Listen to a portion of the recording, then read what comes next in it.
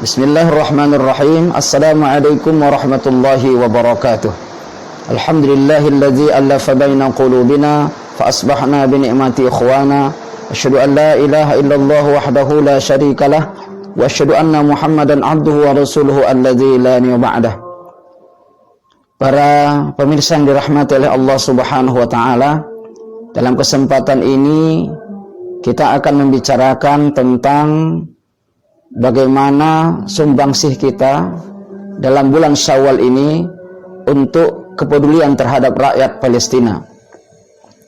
Para pemirsa yang dirahmati oleh Allah Subhanahu wa taala, kita mengetahui bahwa sudah 30 hari kita ditempa oleh Allah Subhanahu wa taala untuk melaksanakan puasa beserta seluruh rangkaian ibadah yang meliput di dalamnya.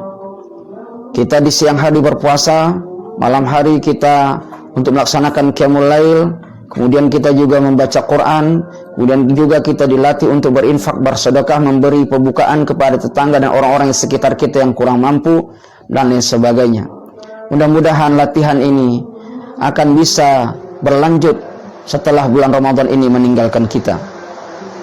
Di dalam Al-Quran Allah menyatakan, walitukmilul iddata litukabbirullaha ala ma hadakum wa la'allakum tashkurun.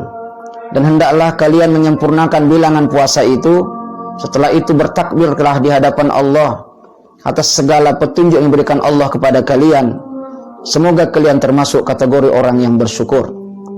Setidak-tidaknya dari ayat ini Allah ingin menggambarkan ada 3 hal yang harus kita lakukan pasca Ramadan itu. Yang pertama adalah menyempurnakan bilangan Ramadan itu. Tapi murah hemat saya, tidak hanya menyempurnakan bilangan Ramadan, tapi juga hakikat Ramadan itu untuk bisa kita langgengkan dan lestarikan 11 bulan berikutnya. Para pemirsa yang dirahmati oleh Allah, kemudian bertakbir di hadapan Allah, walitukabbirullaha ala ma hadakum. Bertakbir artinya membesarkan Allah, berarti mengecilkan yang lain.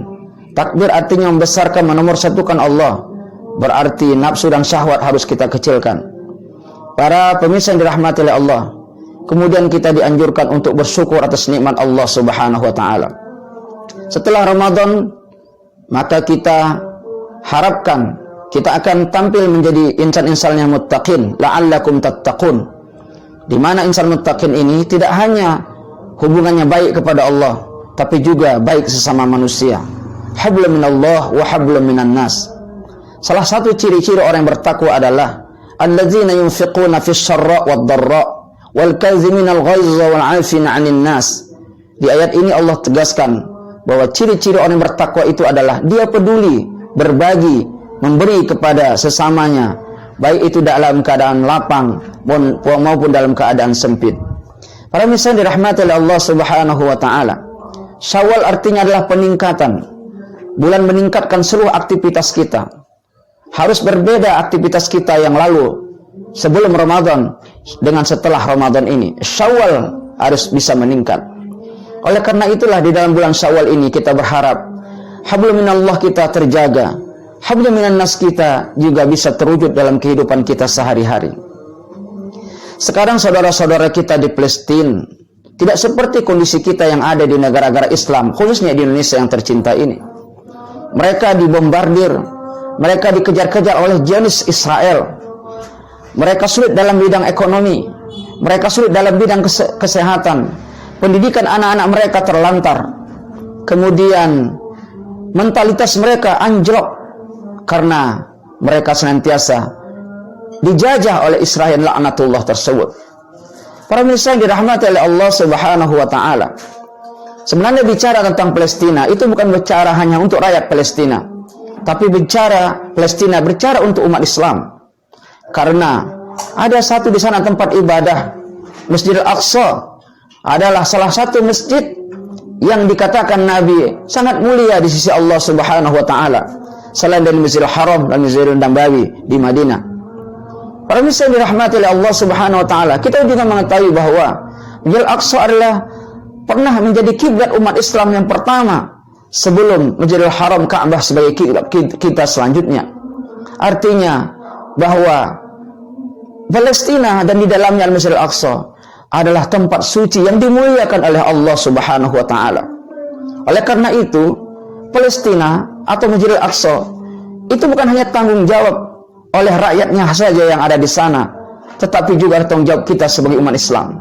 Bahkan beberapa ulama mengatakan mempertahankan Masjidil Aqsa, berjuang untuk mempertahankan Masjidil Aqsa itu termasuk adalah fardu ain bagi seluruh umat muslim yang ada di dunia ini.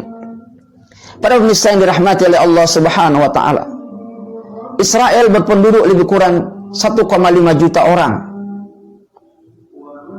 Sementara penduduk dunia yang muslim lebih kurang antara 1, sampai 2 miliar. Tidak masuk di akal kalau seandainya negara Palestina ini bisa terjajah begitu. Kenapa itu bisa terjadi? Karena kurangnya bersatu kita di antara umat Islam sedunia ini. Para pemirsa yang dirahmati oleh Allah Subhanahu wa taala. Oleh karenanya, panggilan jihad itu harus selalu menggelora, harus bersemangat dalam diri kita untuk bisa peduli dengan rakyat kita yang ada di Palestina itu. Innamal mu'minuna ikhwah fa aslihu baina akhwaykum wattaqullaha la'allakum turhamun. Dalam surah Al-Hujurat Allah menyatakan, sesungguhnya orang-orang yang beriman itu, orang-orang yang mengucap syahadatain itu adalah bersaudara. Mereka saudara-saudara di Palestina mengucapkan syahadatain, itu adalah saudara kita. Maka apabila mereka senang, kita juga merasa bahagia. Apa mereka merasa kesusahan, kita juga harus merasakan kesusahan. Para pemirsa yang dirahmati oleh Allah Subhanahu wa taala, Nabi kita baginda Rasulullah SAW menyatakan, kamu orang Islam tidak ubahnya seperti satu bangunan yang saling menguatkan, seperti sebuah tubuh. Apabila ada sakit satu tubuh itu, maka yang lain juga merasakannya. Kalau mereka di sana senang, kita juga harus merasa senang. Tapi kalau mereka di sana terjajah, teraniaya, terzalimi, harus bergetar hati kita, merasakan kepedihan penderitaan yang dilakukan oleh mereka. Itulah sebenarnya ciri-ciri keimanan bagi kita yang ada sekarang di belahan bumi Indonesia yang mengaku Islam ini. Para pemirsa yang dirahmati oleh Allah Subhanahu wa taala. Ya ayyuhalladzina amanu hal adullukum ala tijaratin tunjikum min adzabin alim. Tu'minuna billahi wa rasulihi wa tujahiduna fi sabilillahi bi amwalikum wa anfusikum. Dzalikum khairul lakum in kuntum ta'lamun. Wahai orang-orang yang beriman, kata Allah, maukah kamu kutunjukkan perniagaan yang itu akan bisa membawa kalian selamat dunia akhirat? Tu'minuna billahi wa rasulihi. Berimanlah kamu kepada Allah dan Rasulnya. Berjihadlah kamu di jalan Allah dengan harta kalian, dengan jiwa kalian. Dan itu bisa kalian lakukan apabila kalian mengetahui makna yang terkandung dari persembahan jihad itu di jalan Allah Subhanahu wa taala. Yaghfir lakum dzunubakum wa yadkhilukum jannatin tajri min tahtihal anhar. Maka akan diampunkan Allah dosa kalian jika kalian mempertahankan peluang jihad ini ke jalan Allah Subhanahu wa taala. Memang saudara-saudara kita di Palestina itu tidak membutuhkan kita hadir ke sana berjihad secara fisik, tapi masih ada jihad-jihad lain yang dituntut dari kita. Innallaha yuhibbul ladzina yuqatiluna fi sabilihi saffan ka'annahum bunyanun marsus. Dalam surah As-Saff juga Allah menjelaskan, sesungguhnya Allah sangat simpati, mencintai di antara kaum muslimin itu saling bahu-membahu, bantu-membantu, peduli seperti bangunan yang kokoh yang saling menguatkan. Di dalam bangunan itu banyak unsur-unsur yang melekat di dalamnya, saling menguatkan. Ada pasir, di sana ada batu-batu kecil, di sana ada besi, di sana ada semen yang mengikatnya. Begitulah kita digempurkan Allah, orang-orang yang beriman ini. Oleh karena itu, jikapun kita tidak sanggup berjihad di sana secara fisik, tapi masih ada lagi saran lain untuk kita berjihad di jalan Allah Subhanahu wa taala, membantu saudara-saudara kita di Palestina itu.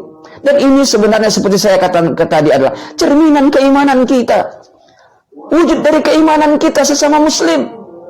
Siapa lagi yang memperhatikan mereka kalau bukan kita, umat Islam? Seperti saya katakan tadi, lebih kurang 1,5 miliar sampai 2 miliar kita di dunia ini, dihadirkan Allah di muka bumi ini. Masa kita tidak bisa membantu mereka? Kalau kita bersatu, saya yakin Israel ini tidak ada apa-apanya. Zionis ini akan hancur, akan hantam dari bumi Palestina. Tapi karena kita tidak bersatu padu, para pemirsa dirahmati oleh Allah Subhanahu wa taala. Oleh karena itu, dalam kesempatan ini, melalui Komite Nasional Peduli untuk Rakyat Palestina, KNRP, bersama-sama kita hadir di bumi Indonesia ini untuk menggalang dana sumbangsih kita bantu di sana. Ada lagi yang menyedihkan sekarang ini, walaupun mereka propaganda, kalau mereka menghalangi peperangan, tapi mereka tetap dekat dengan Al-Quran. Dan sekarang ini Rumah-rumah tahfiz Quran dihancurkan oleh Zionis Israel. Rumah-rumah sakit Islam dihancurkan oleh Israel. Sekolah-sekolah mereka dihancurkan oleh Zionis Israel itu. Coba bayangkan kalau kita yang ada berada di sana, kalau kita yang sedang lagi berjuang untuk itu. Coba kalau bayangkan kita lah sebagai rakyat Palestina sekarang ini yang tidak aman, tentram untuk beribadah. Para pemirsa yang dirahmati oleh Allah Subhanahu wa taala, ketuklah hati kita sebagai umat Islam seluruh dunia, khususnya di Indonesia ini, untuk peduli dengan mereka. Keluarkan harta kita, dan yakinlah harta yang kita keluarkan pasti akan ditambah oleh Allah Subhanahu wa taala. Para pemirsa dirahmati oleh Allah Subhanahu wa taala, satu kaleng susu, satu buah selimut, itu sangat diharapkan mereka sekarang di sana. Rumah-rumah sekolah untuk mendidik mereka menghafal Al-Quran. Dan luar biasa, saya mendapat informasi, lebih kurang 2-3 bulan, itu anak-anak mereka sudah banyak hafal Quran. Makanya Israel itu, Zionis itu, membunuh para ibu-ibu, membunuh para anak-anak, agar tidak lagi ada berkumandang hafalan Al-Quran dari generasi-generasi mereka. Kalau ayahnya mujahid, udah oke lah, tidak apa mereka serang. Tapi ini anak-anak yang tidak berdosa, ibu-ibu yang lagi hamil. Kenapa ini mereka lakukan? Agar tidak ada lagi penghafal-penghafal Quran di bumi Palestina. Tapi Allah memeliharanya. Luar biasa. Informasi yang kita dengar di sana, ternyata anak-anak itu lebih kurang 2 atau 3 bulan bisa mereka menghafalkan Quran 30 juz. Ibu-ibu mereka, istri-istri janda-janda yang sudah gugur di syuhada, syahid di jalan Allah, masih bisa lagi menghafal Al-Quran. Coba bayangin, kalau seandainya kepedulian tidak ada dari umat Islam seluruh dunia, terutama kita Indonesia yang mayoritas ini. Para pemirsa yang dirahmati oleh Allah Subhanahu wa taala, ada yang menarik lagi digambarkan oleh sejarah Islam. Yang pertama dulu menaklukkan Palestina, membebaskan rakyat Palestina dari penjajah-penjajah kufar Quraisy adalah Umar bin Khattab radhiyallahu anhu. Selanjutnya dilakukan, dan Umar bin Khattab ini adalah bangsa Arab. Setelah itu pembebasan Palestina dilakukan oleh Salahuddin Ayyubi, dan dia ini tidak orang Arab tapi orang Qurtubi. Nah sekarang banyak pakar-pakar dari Palestina, syekh-syekh di Palestina memprediksi nanti pun yang menyelamatkan Palestina ini bukan bangsa Arab, tapi adalah bangsa di Asia. Dan bangsa di Asia itu adalah Indonesia, karena Indonesia mayoritas penduduknya adalah beragama Islam. Sebenarnya rakyat Palestina senantiasa mengharapkan bantuan kita dari Indonesia ini, karena memang kita ya mayoritas penduduknya beragama Islam. Coba bayangkan kalau seandainya kita ya memberikan sumbangan 10.000 orang saja setiap muslim di Indonesia, pukul rata-rata, sudah berapa yang bisa kita berikan kepada rakyat Palestina? Sudah berapa alat-alat kesehatan yang bisa kita persembahkan untuk mereka? Berapa makanan-makanan dan minuman-minuman yang bisa kita kasihkan sama mereka? Dan alhamdulillah atas inisiatif beberapa ikhwah-ikhwah kita ada di sana berdiri rumah sakit Islam, dan itu adalah dari bangsa Indonesia. Artinya kalau Indonesia ini mau, umat Islam yang ada di Indonesia ini mau untuk menginfakkan sebagian hartanya, saya yakin selesai itu Palestina. Begitu juga pemerintahan kita berharap melakukan diplomasi di PBB untuk bisa membantu rakyat Palestina ini bisa merdeka. Karena salah satu preambul dari Undang-Undang Dasar 45, pembuka Dasar 45 menyatakan bahwa rakyat Indonesia itu mengutuk terhadap seluruh penjajahan yang ada di Indonesia. Para jemaah yang dirahmati oleh Allah Subhanahu wa taala, pemirsa yang budiman, saudaraku yang berbahagia. Oleh karena itu, kita mengharapkan bantuan kita semua umat Islam. Mari kita ketuk hati kita. Jangan kita bangga dengan kekayaan kita yang ada pada diri kita, tapi bagaimana kita salurkan untuk membantu saudara-saudara kita di Palestina. Mari kita jadikan momentum Syawal ini untuk bisa membangkitkan semangat itu. Dan di Indonesia ini ada sebuah lembaga yang bernama Komite Nasional untuk Republik Palestina, KNRP Sumatera Utara, yang senantiasa siap menampung donasi-donasi, sumbangan-sumbangan saudara-saudara sekalian. Para pemirsa yang dirahmati oleh Allah Subhanahu wa taala. Oleh karena itu, mari kita tingkatkan seluruh aktivitas kita, khususnya kepedulian kita kepada Palestina di bulan Syawal yang penuh dengan kebajikan-kebajikan ini. Mudah-mudahan ada manfaatnya. Kepada Allah kita berserah diri, semoga Allah melihara kita dalam kebaikan selanjutnya. Aqulu qouli hadza, wassalamu alaikum warahmatullahi wabarakatuh.